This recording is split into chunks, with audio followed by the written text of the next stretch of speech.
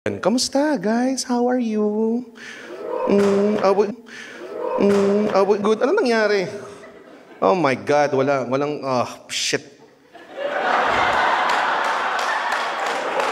Pupulot ako sa harapan ng maraming tao. Ngayon, this is a good situation that presented itself, no? Ngayon, no? Sa mga marataba dun, turuan ko kayo pumulot in public. Okay? Normally, kaming marataba, di ba? Susubukan natin pumulot na as if payat pa tayo. Masakit yan.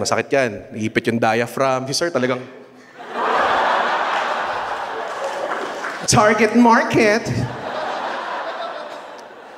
Di ba? Masakit yan. Talagang, ano mo yun? Hirap. So, gagawin natin yung split leg technique. Paano natin gagawin yun is, we'll put our feet apart, ladies and gentlemen. We'll do a little squat. Aesthetic.